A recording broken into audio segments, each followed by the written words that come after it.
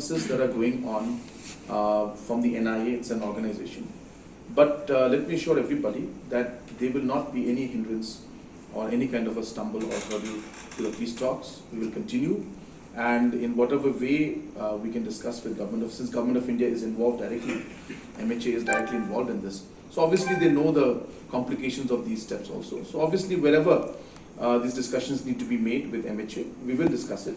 But let me give assurance that we will ensure that there is no kind of hurdle or any kind of interference or any kind of problem because of these investigations. These are the independent investigations by an independent agency that are going on. So this will not and should not affect the peace talks. So 15. Basically, the talks at an unofficial level have already, communication has started. So we cannot say that there are peace talks, but as you're aware that a lot of groundwork has to be done. You know, we have to build up the confidence.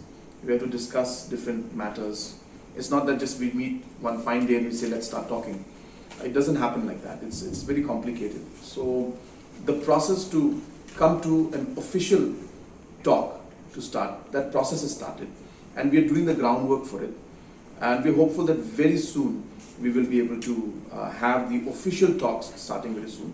But unofficially, many rounds of discussions have taken place.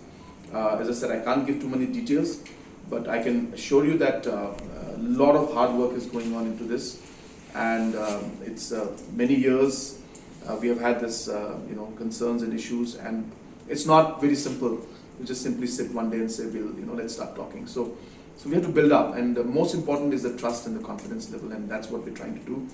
And we feel that we have made quite a bit of headway in that, and we're hopeful that we should be able to start the official talks soon, but I would not like to put a date to it right now. So this What's is the my agenda Of that. So I don't want to share all of that with you right now because, as I said, it would be premature, but we are working on all of this. These exactly... because they're demanding for a... No, I think you must have seen the communication that has come from them, that they are coming for unconditional talks and very much within the constitutional framework of the country.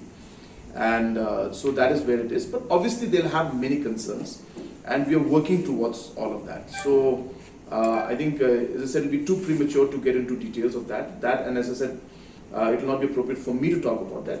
When that appropriate time comes in, the interlocutor and the concerned individuals and the groups and maybe officials from Government of India will discuss those matters.